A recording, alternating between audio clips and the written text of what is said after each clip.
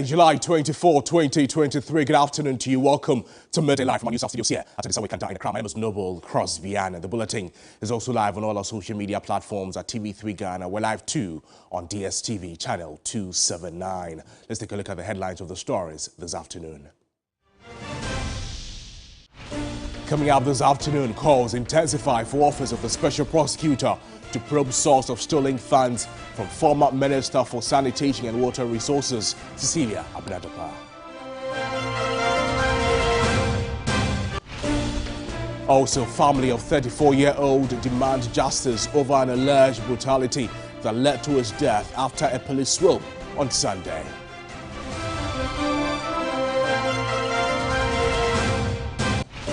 In business news, the Bank of Ghana announces its policy rate today following a meeting by the Monetary Policy Committee from July 19 to 21 on the performance of the economy. We'll bring you some international news as well. A suicide bomber kills at least 13 soldiers, wounding at least 20 more inside a military academy in Somalia's capital, Mogadishu.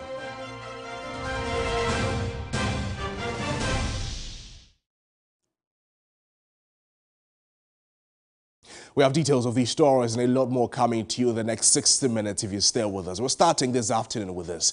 The Ghana National Association Teachers intends to add delivery skills and performance of teachers to negotiate conditions of service from its employers. The Deputy General Secretary Kwame Bawado was speaking after an in-service training for teachers at Chibi in the Eastern region. Teachers from the Greater Accra region benefited from the in-service training at Chibi in the Eastern region. Deputy General Secretary of NAT says the in-service training for continuous skills development is critical for the 21st century development of children in schools and the bargaining power for labor negotiations. He called on the Ghana Education Service GES to replicate the training among more teachers across the country. As a trade unionist, permit me to state that if we go to negotiate for improved conditions of services with the employer, we should be able to say that our teachers are living up to expectation, and that adds to whatever we say. Other than that, when you go, they say, oh, your teachers are not teaching, they are not doing this.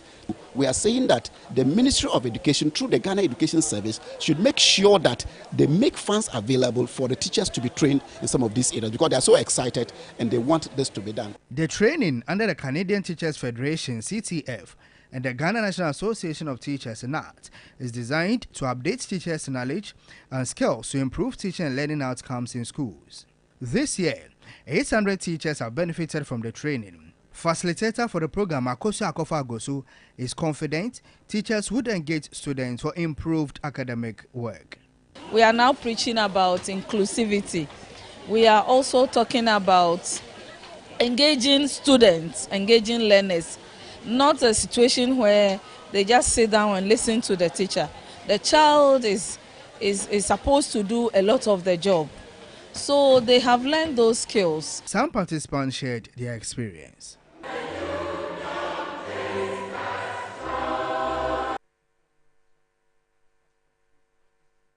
Now, away from this subject to another rather disturbing one, and the family of a 34-year-old, they are demanding justice over an alleged brutality that led to his death. Salhuddin Tafid died shortly after he was arrested in a police swoop on Sunday. The family claimed the police beat the deceased to pulp and left him to die. The sudden death of Salhuddin angered some youth of Goro M who stormed the Aswasi police station and vandalized properties. We'll be speaking with Ibrahim Abubakar shortly, but take a look at this. Now, calm has returned at Aswasi after some irate youth attacked the police station yesterday. They were accusing the police of unjustifiably killing one of their own.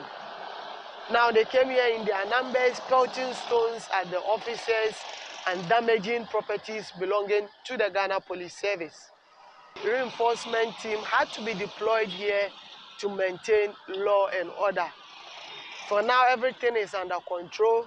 Though no arrest has been effected, the police says it has commenced investigations and will ensure that all perpetrators are brought to book. We'll be monitoring development here and update you subsequently. Ibrahim Abubakar, TV3 News, Asawasi. Well, although calm has returned to the Asawasi community, the family is still very angry. Ibrahim Abubakar is following the story. He's joining us for some more details on the emotions and the next lines of action of the family. Ibrahim, thank you for joining us. I can see you were at the family house of the deceased. What have they been telling you? Well, Crosby, it's true. They just brought in the body. In fact, in the morning, they had to transport the body back to the Komfo-Anokye Teaching Hospital for autopsy, because as Muslims, when one dies, it doesn't take a time before we bury the person. So for now, they are preparing to bury the deceased, but they had to take that action of conducting the autopsy before because they were advised to do so. For the family, all that they are demanding for is justice. They said Salahuddin was in the house yesterday. He was even asked to go and buy something. So just as he stepped out, he also realized that the police had entered the area to conduct their swoop operation. Upon seeing them, he had to also take to his heels. But unfortunately for him, the police arrested him, manhandled him, and when they realized he was dead, they left the body here and went to the police station with 10 other people who were arrested. So they are finding it difficult to understand why the police will even manhandle someone you've arrested, handcuffed, and at the end of the day, if the person had even died, you have to take the person back to the police station and relay the information to the family. But this is the case where they left the body here and went back to the police station with the 10 other people they arrested. That's how come yesterday the youth were angry. They went there. They were even demanding that the police come back to the crime scene to pick up the body and do the necessary thing, but the police didn't. That's how come they started pelting stones at them. But for now, like I said, they have sent the body to the Komfo-Anokye Hospital for autopsy. That one has been conducted. They brought the body back and preparing the body for burial. So any moment from now, they will bring the body out for burial and they take it out from there. But like I said, all that they are demanding is for justice, because they are saying this is not the first time such incident is happening within this area. This area is called Goro. It is very close to Asawasi. Anytime the police come here to conduct swoop operation, they end up killing innocent lives and it ends there. So this time around, they want this one to be the last stop. They want something be done urgently so that such unfortunate incident won't occur in this area again. Ibrahim, you spoke with some of the family members. Let's take a listen to them.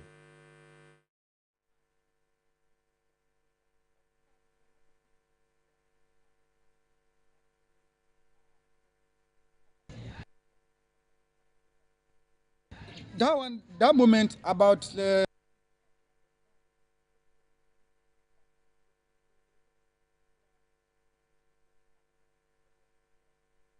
we apologize for the poor visual and sound quality there, but we'll work on it and then we'll bring you that story. Ibrahim Abubakar is still with me. Ibrahim, so these are the comments that the family is making. How about the police service? Have they spoken about the accusations the family is leveling against them?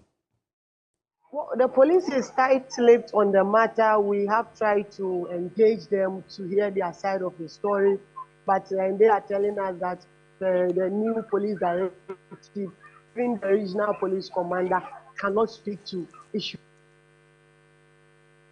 unless every information is sent to Accra. And so we are waiting for what they also have to say. But of course, they have denied that. Some were even saying inside sources that while they were chasing these people to arrest them, and the deceased fell, and that was it. So that is their side, but they've not officially come out to tell us what exactly happened yesterday. How about the attack on the police station? Have they commented on that too? What are their next lines of action, I mean, for the police service itself? Well, they have still not comment on anything, but when you go there at the moment, like you earlier saw, and security has been big there. We have the area enforcement team who have been stationed there to make sure that nobody comes back there to vandalize any property. For now, they also say they have begun with their investigations. They are also looking at arresting even the people who came to the police station to destroy or to vandalize the property. So that is the situation. We go to the area, like I said, calm has returned, but it's relative because you engage with some of the youth, you realize that they are boiling with anger because, like I said, they are saying this is not the first time it is not happening. Just last year, someone was shot, killed here by the police. Now this has happened, and they are not waiting for the third one to happen.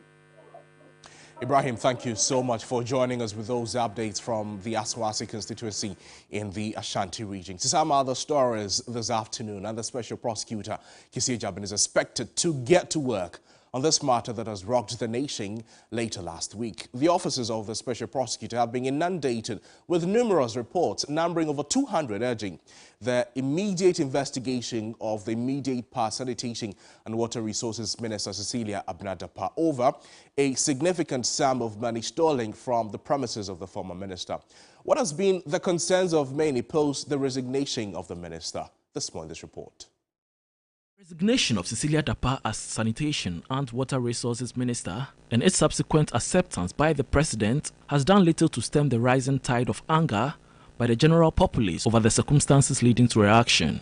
Calls for an independent probe into the source of the missing monies are even more rife after her decision to leave government.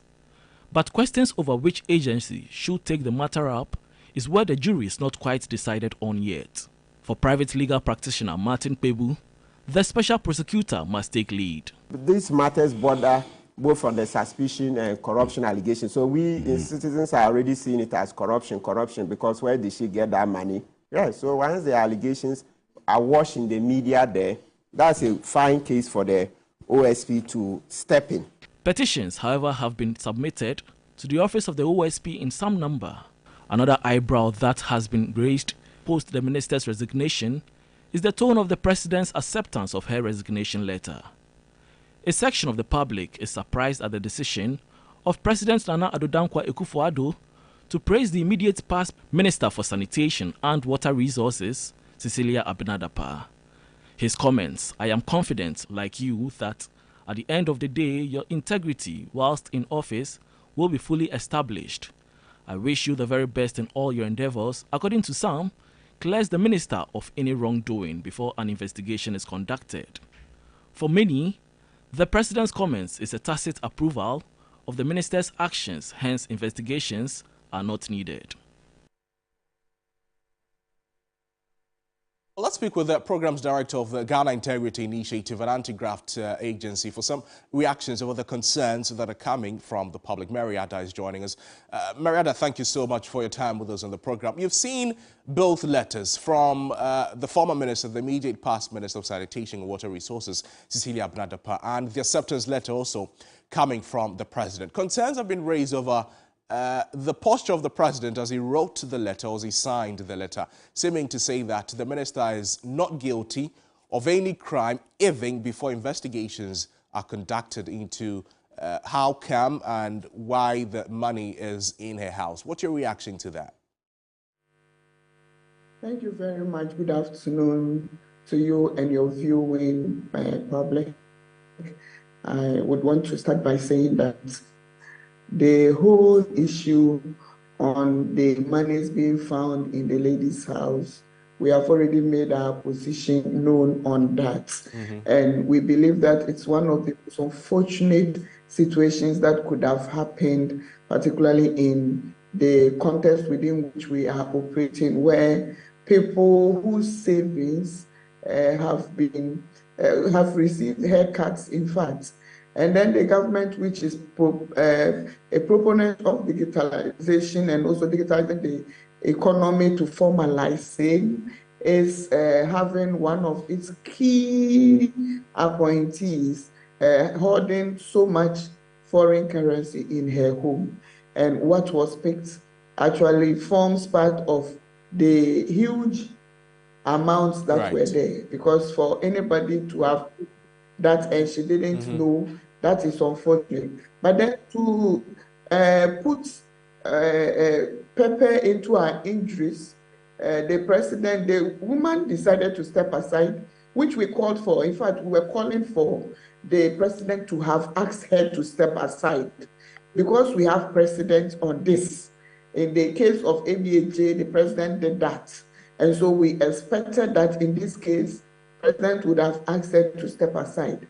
The woman did the needful, and we believe that is the needful to pave the way for further investigations into this disastrous issue. Unfortunately, the president, in accepting the resignation, decided to pour pepper into the injury we were already wailing over. We are wailing because the fight against corruption has received a big dent. And we believe that what the president said, those sentences, particularly the last sentence in his statement, went on to affirm or reaffirm the tag which has been placed on him, that he seemed to be seen to clear his appointees whenever issues come up. And it is very unfortunate. We believe this shouldn't have been done. We call on whoever wrote this and appended the president's signature to bow their heads in shame. And we believe that if it is the president who wrote it, because his signature is on it, should also realize that the people of Ghana who put him in power expect much, much more from him than what has happened. Confidence in the fact that one human being decides to keep such amounts of money in the house, not as a private person, but a public officer who is guided by Article 286 of the Constitution, whose conduct is for the public to see. And this is what the president is saying. Whether this is an ethical issue or not, we believe that the president could have done better. The president is a lawyer and should know better than to already have so much confidence, which could impede the investigation going forward. Mariada, thank you so much. We'll get time and talk more on this. Mariada is the Programs Director of the Ghana Integrity Initiative, reacting to the tone of the President's acceptance of the immediate past Sanitation Minister's letter, Cecilia Abnah-Dapaah. Well, the Director of Research at the Institute of Economic Affairs, IEA, Dr. John Kwasi, has asked the Office of the Special Prosecutor to investigate the source of the wealth of the immediate past Minister of Sanitation and Water Resources, Cecilia Abnah-Dapaah. You see a quote of that on your screens shortly. So he says Minister Cecilia Dapaah should be investigated by the OSP about the source of her wealth. After all, Victoria Hammer paid a political price for merely envisioning accumulating $1 million in office. That is the quote coming from Dr. John Kwasi, the Director of the Research for Institute of Economic Affairs, IEA, speaking, reacting to that. There we already know that the Office of the Special Prosecutor, we understand, has been inundated with loads of reports, about 200 petitions calling it to investigate the matter concerning Cecilia Abnah-Dapaah. Although the Office of the Special Prosecutor does not need to be petitioned or invited to investigate the matters, also it is worthy to note that the Office of the Special Prosecutor is not mandated to let the public know the investigations it is carrying out. To bring you details of that in the subsequent bulletins. But in the meantime, government's decision to supply tablets to all senior high school students across the country has come under tense scrutiny as the minority has disclosed the award of a 1.2 billion cedis contract of the said tables without parliamentary approval. The Vice President, Dr. Bawumia, earlier this year disclosed that all students in secondary schools will be issued a free tablet each by the government. The decision, according to him, forms part of the government digitalization agenda. Minority Chief Whip Kwame Agboja-Garvin says the minority will file a motion for parliamentary probe as there are procurement records for the supply. Dr. Bawumia, our Vice President, and now campaigning and not having enough time to sit at the office to do anything, promised to supply tablets to senior high school students, forgetting that even at the same education sector, managers of the schools are struggling to get even their capitation grant and everything running. The government unilaterally decided, even without approval of parliament, that they are supplying tablets to schools across the country. We are told these supplies could reach up to 1.2 billion Ghana cedi. As we speak, my brothers and sisters, there's no record that the Ministry of Education and Ministry of Finance went through any competitive tendering process to select the manufacturer and the person who would produce these things for the distribution of the schools. All we hear is that there's an amount of money set aside in the Get Fund formula to be used to pay this. We are also hearing that is the same supplier who supplied the so-called laptop to teachers that became controversial. The question is this: why is government shrouding every procurement process in such a level of secrecy? How much does one of the tablets cost? Who is the supplier?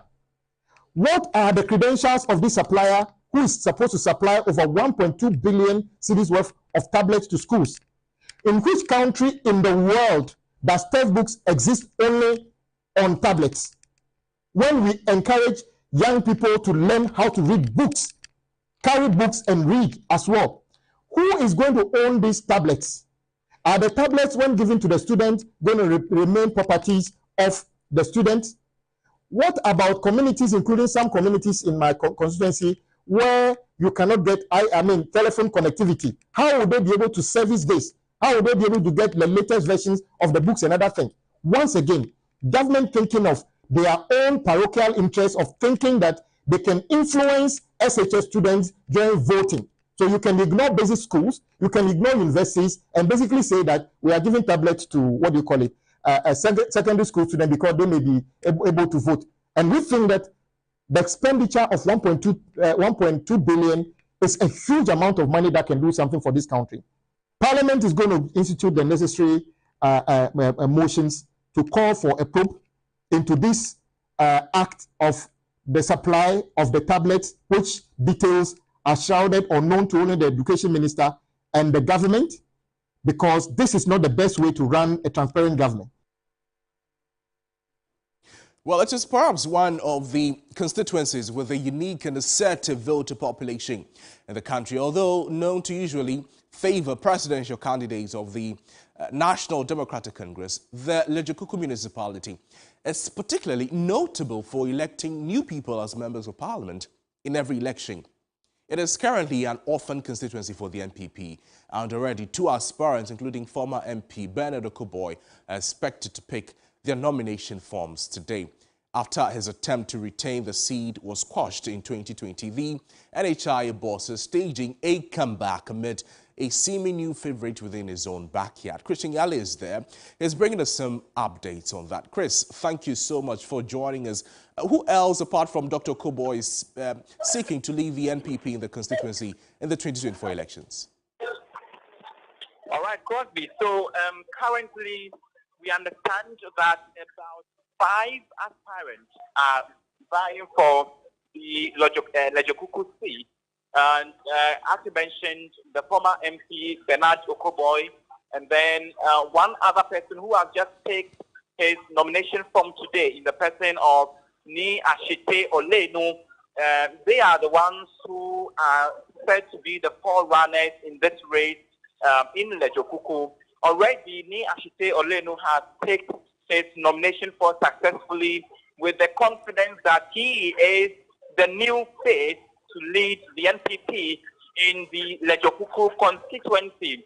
But the thing and the interesting twist to it is how Dr. Bernard Okoboy is attempting a stage a comeback to the constituency after he lost in 2022 the NDC. Now, according to him, and as he said, he believes that as a medical practitioner as he is, he has been trained to understand that you can never say never until the bones are rotten. So according to him, he is very confident that a comeback is possible. Even if other people believe that it is not possible, he believes that it is possible. He also talks about the fact that in 2020, he did his best and tried to win, though it didn't go in his favor. He believes that this time around it is possible. Right. But the interesting thing is that Lejekuku, as we know, is a swing constituency that has the constituents almost every time seeing their parliamentary candidates as their development agent.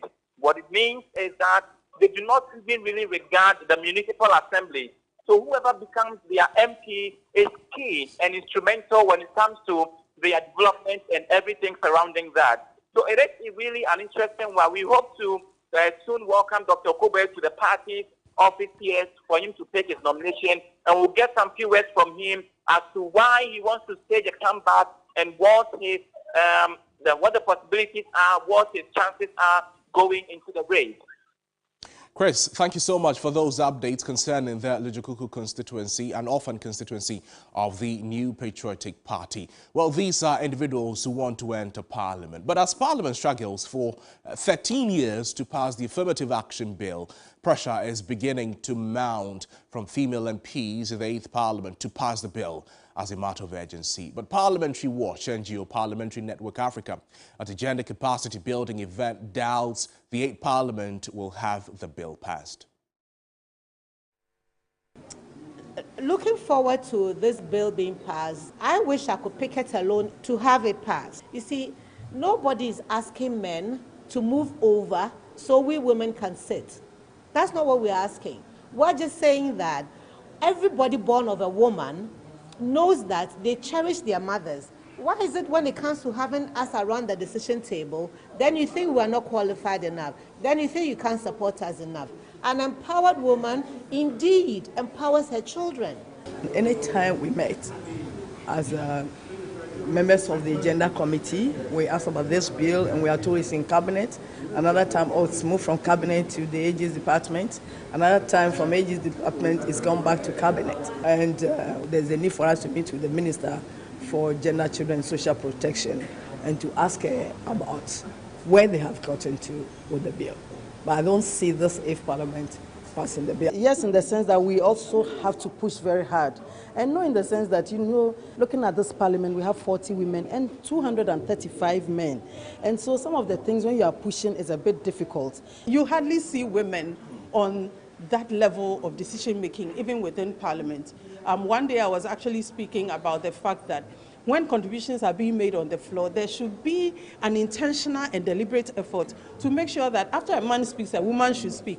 After budget reading, after State of the Nation, when a man speaks, a woman should speak. Then we'll begin to see the impact, and we'll begin to see that women will shine more than we are seeing now. We'll begin to appreciate the perspective of women, because after all, when we talk about the adult population, you're talking about women being a higher population. Now, National Service personnel can now heave a sigh of relief as the scheme has received clearance to increase the monthly allowance from 559 cedis to 715 cedis. The upward adjustment is expected to cushion the personnel who have, over the years, lamented what they described as an inadequate amount to pay them. A report by Christian Yali. Mandatory service to the nation, but has been fraught with agitations, distress and concerns over the past years. From posting issues to delays in payment of allowances, national service personnel have periodically been disquieted about the hardships they face amid the upsurge in prices of goods and services. That's not all.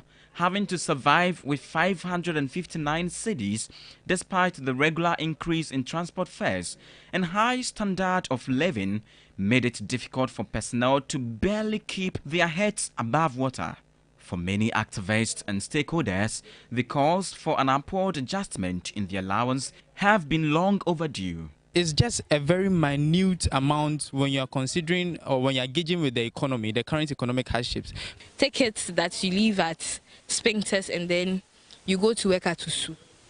Just calculate your transportation during the month. I know colleagues of mine that always call me just for even 10 cedis to just survive for the day. So once we are ready to serve, they should also make sure that they also do what is due diligence to us. From 559 cedis to 715 cedis, the 27% adjustment could not have come at a better time amid spiraling inflation and a cost of living crisis. NSS persons in active service are entitled to arrears for the difference in the upward adjustment from January 2023. The last upward adjustment in the NSS allowance was in January 2017 when the government approved an increase from 350 cedis to 559 cedis. Christian Yali, TV3 News. This is Midday Live on TV3. My name is Noble Crosby-Anna. We're back with more stories, but after the break, please stay with us.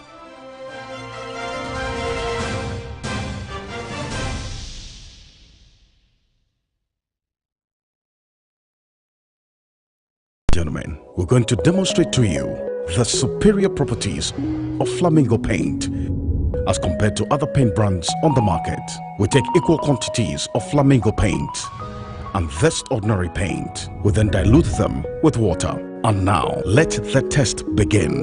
The gentleman on the left is going to apply the ordinary paint, and the gentleman on my right will use the Flamingo Superior paint. As you can clearly see, Flamingo has the obvious better hiding. Furthermore, Flamingo has painted a much larger area. You know, 1 bucket of Flamingo paint is equal to several buckets of any other paint brand on the market. Flamingo paint is made with superior formulation to give superior durability, superior hiding, superior coverage. Flamingo paint, simply superior. Are you ready to win solid cash every day with Cash Out? Be a proud winner of lots of cash simply by watching or listening to any of Media General stations. That's right, you are being rewarded for your loyalty. Tune in to all Media General brands. TV3, 3FM 92.7, Onia TV, Onia FM 95.1, all in Accra, Akuma FM 87.9 in Kumasi, and Connect FM 97.1 in Takoradi. You will be given the opportunity to win lots of mind-blowing cash prizes every day while you watch and listen to Cash Out. Continue watching and listening and win big with Cash Out. Cash Out and win big. Coming soon. This is in partnership with Radio Entertainment Limited. This promo is regulated by the National Lottery Authority on the Caritas Lottery platform. Terms and conditions apply. 10 valiant men, all poised to battle for their bragging right.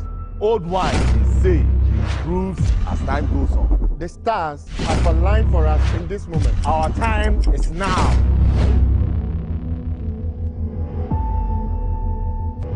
We did not come to first hour shows. We came with our own. Fresh power, phenomenal strength, new and never seen before. Who takes the title? Ghana's Strongest, the power to do. Catch the new season of Ghana's Strongest Sunday at 4 p.m. only on TV3. Ghana's Strongest is powered by Gasem, the nation builder. Brought to you by Mixi Choco, Channel Hot, Deluxy Acrylic Paint, Drugnet.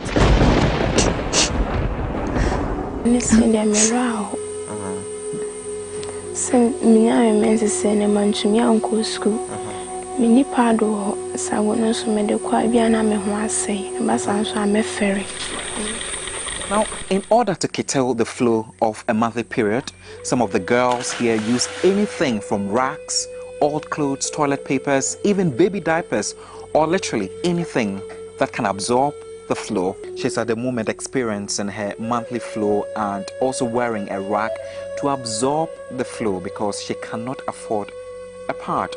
My mom wasn't having money, so I could use napkin during my period, so I could stay home for 1 week. Beyond the issue of they even have to beg for or have to have a sexual relationship with people to be able to afford it, their right to education is also at stake. The provision of free sanitary pads for girls in deprived areas of the country is a must. How do we have luxury taxes on something as basic as a sanitary pad? It's a cardinal sin. This is unacceptable. Period. My Period is Not a Shame. A documentary by Godwin Asineba airs on Wednesday, August 2 at 9 p.m. on TV3. TV3 Ghana across social media and 3news.com. When the sun rises, there is hope. While this hope lingers on, the citizens look up to the government, the economy, the national development agenda, and everything in between. On Ghana Tonight, it's our utmost priority to bring you insightful conversations on the economy, break down the biggest issues while setting the agenda for transformation and national development. The big and important stories are treated from the human interest angle, while the facts and the figures are painted with precision. So now, let's cut the convention and start the conversation here on Ghana Tonight. I am your host, Alfred Okamsi. Ghana Tonight shows Monday to Friday at 10 p.m. on TV3. Brought to you by Flamingo Paint. Superior durability, superior hiding, superior coverage, simply superior.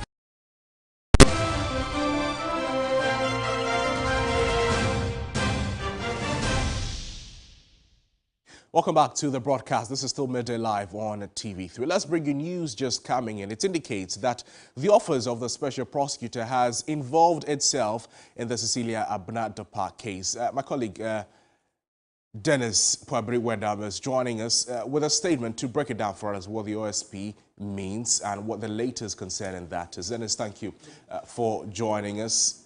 So you've seen the statement from the office of the special prosecutor. What are they saying?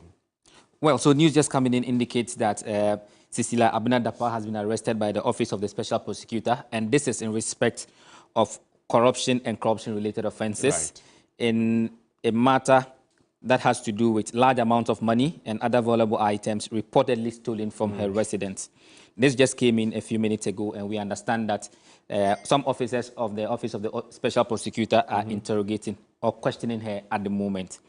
So that is the latest just coming in from the office of the OSP. So she's been questioned. She's not been put on bail yet. She's still with the office of the special prosecutor. At least per the information we have, she's been questioned at the moment. We do not know whether she's been admitted to bail yet or not. But so that is the information that we have. The question is also part of the investigations. Yes, question will form part of the investigation processes. And this is just a scanty information, just like 4 lines from the office of the special prosecutor. And this is coming on the back of several calls that the office of the special prosecutor gets involved in this particular matter, which has become topical. So that's what we have at the moment. Thank you so much, Dennis. Dennis Puabri-Wendam joined us with a statement from the office of the special prosecutor, and it has begun investigations into the Cecilia Abena Dapaah issue. It has invited her for questioning already, and it also being arrested. We do not know whether or not she has been admitted to bail, but that is the information coming. Remember that we told you earlier that over 200 reports or petitions have gone to the office of the special prosecutor to investigate the matter. Stay with us here in a subsequent bulletin to bring you more on that. But we're going for a break. We're back with business news.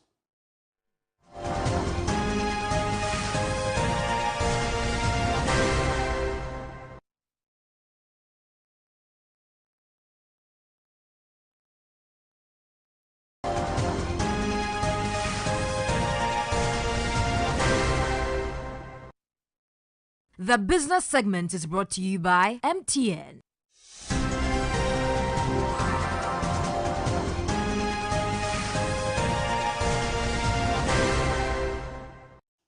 Welcome back to the broadcast. Business News is up next. Michael Obodu will bring us all the latest in the world of business. Over to you, Michael. Hello, Crosby, and thank you for tuning in. Welcome to the business segment on Midday Live. My name is Michael Obodu. Straight into our first story, as the Bank of Ghana has increased the policy rate by 50 basis points to 30% in an attempt to tame the soaring inflation. Average lending rate fell to 31.5% in June 2023 from a high of 35.8% in January 2023. This is equivalent to an average of 2.62% per month on loans charged by the banks. They will bring you this story and more details in our subsequent bulletins. But let's now bring you expectations ahead of the mid-year budget review, as the Ghana Hotels Association says it expects the government to do all it can to improve the current economic situation in the country. According to the president of the association, Dr. Edward Akanyameke, this is crucial to ensure businesses in the hospitality sector remain profitable. He was speaking to the media on the sidelines of his outfit's third NEC meeting. The country is becoming more and more attractive. We have the December in GH and several other programs which is bringing in people. So those activities will certainly tell on the numbers of people coming to the system. Now, when they come in, and that is where some of the challenges come in, because then the hotels are hosting them, we have high taxes, we have high utility costs, water. Now, electricity and water is what's the right word? It's adjusted every quarter, and it keeps going high. Okay, so all those things together with the high lending rates and then the cost of doing business in general, our workers are expecting more salaries because the environment itself is harsh and all that. So that one too is another aspect which affects our business. And what it means that, so we may be bringing in the numbers to tell on the number of visitors that are coming. However, when we do the actual business mathematics, you see that your profit margin is very small, or you may not even make profit, and that will affect the business moving forward. Take you back to our earlier story where the Bank of Ghana has increased the policy rate by 50 basis points. We bring you updates from the BOG. According to the data from the Bank of Ghana, the average lending rate began easing in April 2023 as it dropped to 31.6%. This is surprising because inflation remains high at 42.3%. In January 2023, average lending rate stood at 35.85% and it went up to 36.64% in February 2023, but fell to 35.87% in March 2023. It fell again sharply to 31.66% in April and 30.94% in May 2023, but rose slightly to 31.5% in June. The dip in lending rates may be due to the fact that the banks are diversifying their assets following the impact of the domestic debt exchange program with a focus on lending, which is their core business. Meanwhile, the Monetary Policy Committee of the Bank of Ghana is set to announce developments in the economy with a key decision on the policy rate on today, July 24. Already, some analysts are anticipating a steady policy rate for the next 2.5 months. The central bank in May 2023 maintained its key interest rate at 29.5% as inflation continues to decline, citing tight monetary policy and stable currency as contributing factors. Well, that will be all for the business segment here on Midday Live. For more business stories, please visit our website, 3news.com. My name is Michael Lubodu. Thank you for watching. As always, please stay safe. Up next is sports.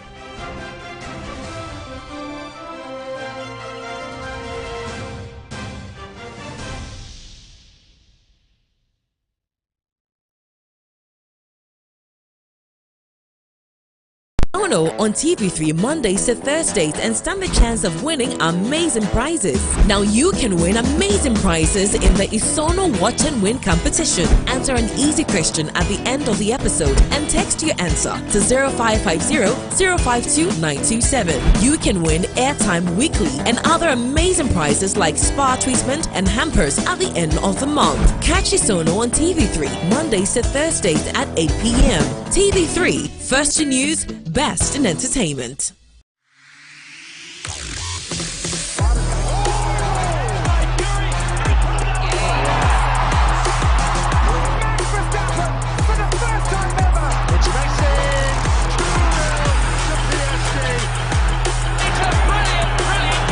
Cristiano Ronaldo continues his record.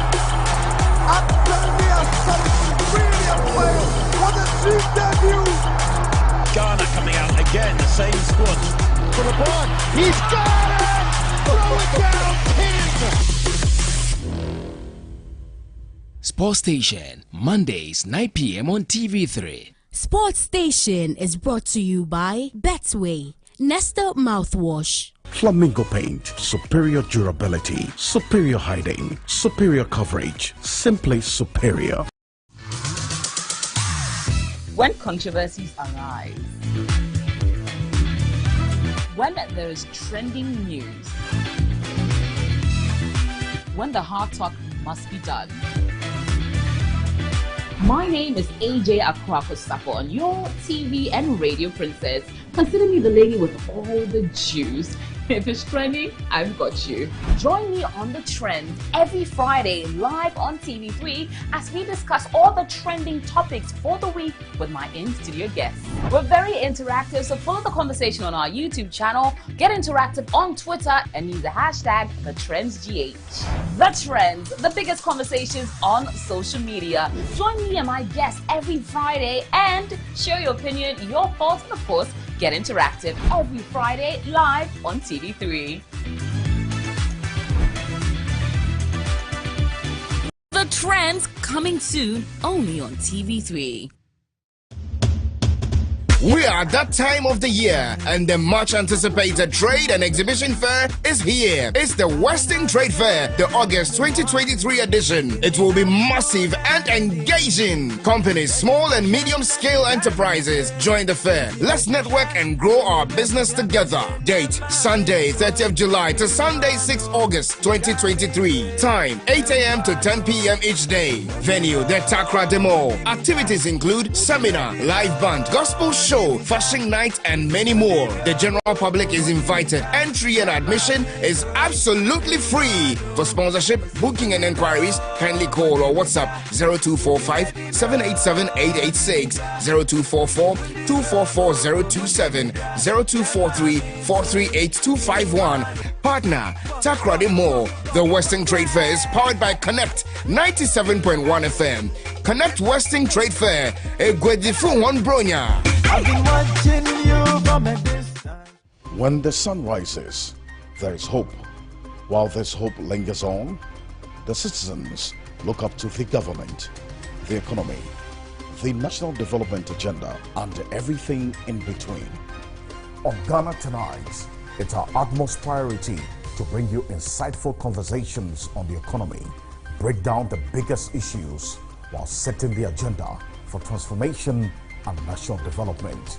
The big and important stories are treated from the human interest angle, while the facts and the figures are painted with precision. So now, let's cut the convention and start the conversation here on Ghana Tonight. I am your host, Alfred Okamsi. Ghana Tonight.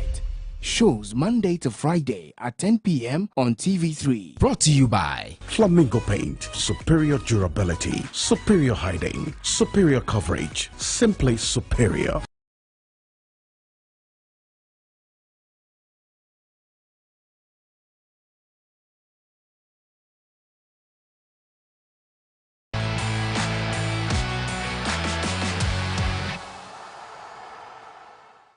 Welcome back to the broadcast. Eric Kwampo is bringing us the latest in sports. Eric, good to see you. Good to see you, Crosby.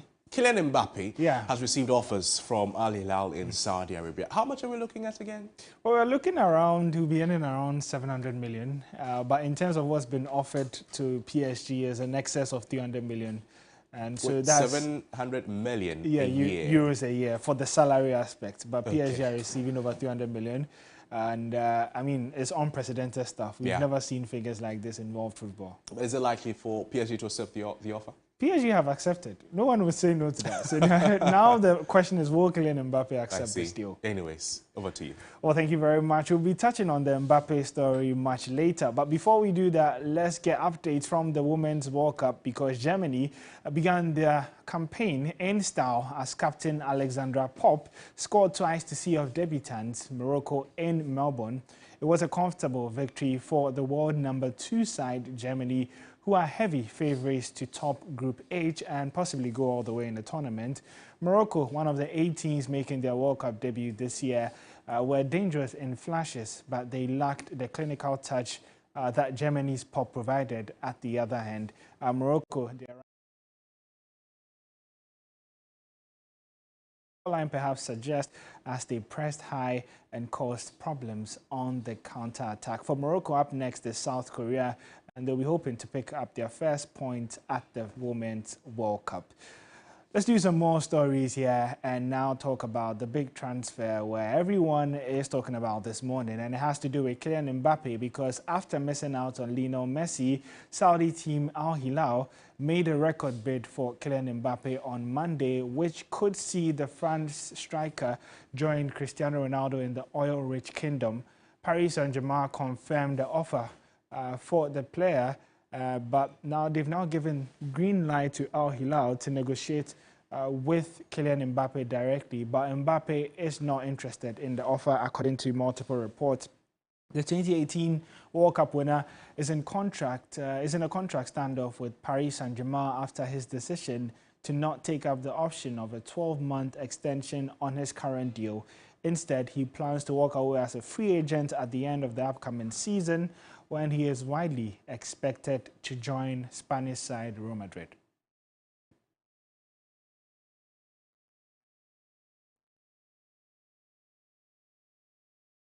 Also, there's still more news and stories coming out from Saudi, especially in the last few hours, because Bayern Munich forward Sadio Mane is also considered an offer to join Saudi Arabia Pro League side Al Nassr.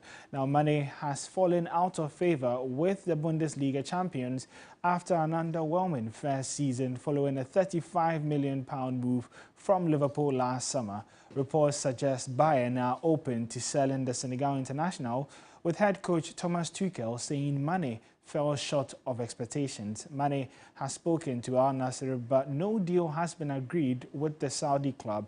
If Mane does move, that would see him link up with Manchester United, former Manchester United forward Cristiano Ronaldo, while ex-Red Devil Alex Telles and Croatia international Marcelo Brozovic have both joined the club this summer. We'll still do some more stories here on Midday Live, and we'll be talking about some local football and focusing on the domestic scene, because we are now hearing that former Heart of Oak head coach Samuel Boadu is close to joining lower tier Kumasi Cornerstone FC as the new coach for the upcoming season. Now, his primary role is to guide the squad back into the National Division 1 League after successfully regaining promotion to Division 2, having suffered demotion to the 4th tier only 2 seasons ago. Boadu has reportedly accepted a 1-year contract with Cornerstone FC. Now, the club boasts the oldest existing team from the Ashanti region, having been founded all the way in 1931, 4 years before Asante Kotoko's establishment. They have also have an impressive history in Ghana football, following their FA Cup triumphs in 1959 and 1965. They also won the WAFU Championship in 1987. Well, we're still doing some more stories, and we'll be touching base on a nice story, actually, because we would be giving you updates on more sports news. We're actually running out of time, unfortunately, and so we'll be wrapping up the sports segment here on Midday Live. My name is Rio Kampo. For up next is Entertainment with Nwala.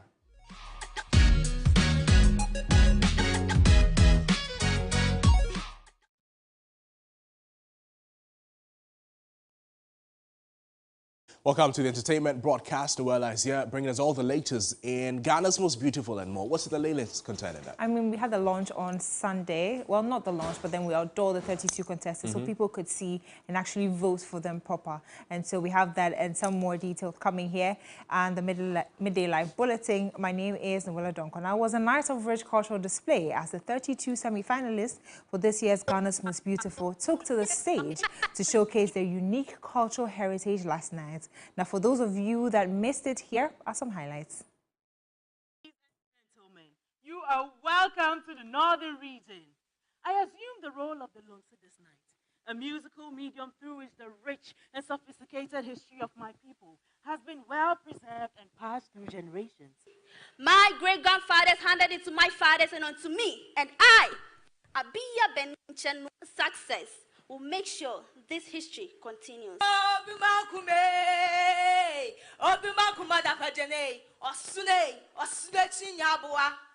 Welcome to the land of peace, the land of hospitality, and the heartbeat of tourism. You can never step your foot on my land without hearing voices screaming and shouting the names of these great warriors. Logo dance was referred to as the dance of the youth. Nichongakeshi, Nakajone, Oblahi Koblaye, Wajone. War is over, and they caught the land Esehi, known today as Seshi, which is the largest ethnic group in the western north region of Ghana, settling with different tribes before our present settlements, is the reason the Seshi language has bits and pieces of other Akan languages. I want to learn that cry because I love it. Very, very engaging. No, Nama Amawa check a B. Me de pay our Ghanaian. Mo, never from Nachinama. Me da pay wodo. No. Men try. I saw them through the audition phase and the confidence they exuded today. The difference is clear. Thank you so much, TV3, for this platform. I'm sure this is the moment you've all been waiting for to find out who amongst our 32 ladies will be representing your region. You voted. The judges have had their say as well. They've had 40%, you've had 60%. 16 ladies moving on to the next stage of the competition. But the good news is that we will be finding out who our 16 ladies are during our unveiling session next week.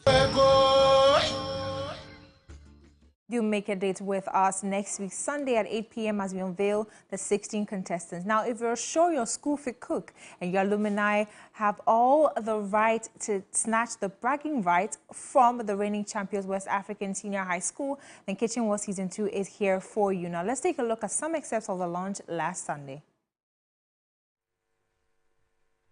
Tell me what you're cooking.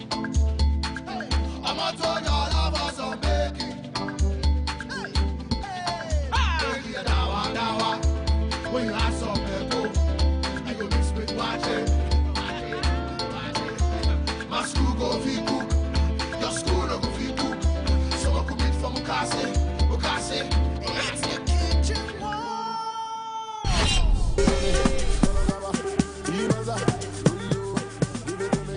Kitchen Wars! Kitchen Wars! For one last time, Kitchen Wars! Fantastic! These parents work magic. First school in Group A is Yasantua. Girls, give it up, give it up, give it up for Yasantua. Second is Accra High, Accra Academy, hey, West Africa.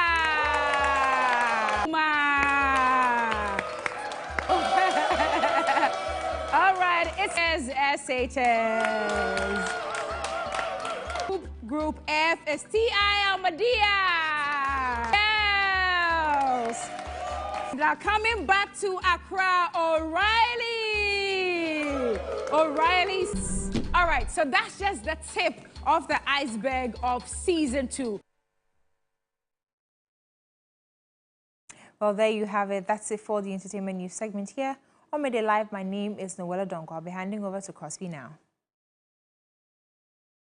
Let's now bring you some international news from Somalia as a suicide bomber has killed at least 13 soldiers and wounded at least 20 more inside a military academy in Somalia's capital, Mogadishu.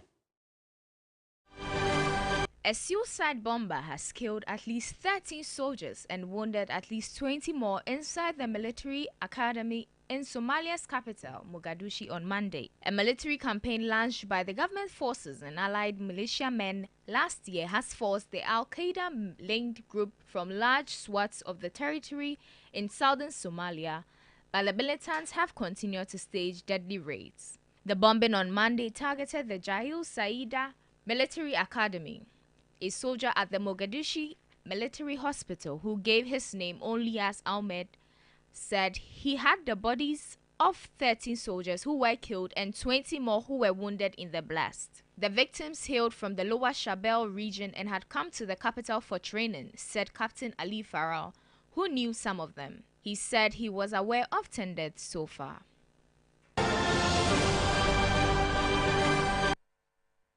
That's our package for you this afternoon, but there's always more news on our website, 3news.com. My name is Noble Crosby, and on behalf of the entire production team, thank you so much for watching the bulletin. We'll see you again some other time. Good afternoon. Bye-bye.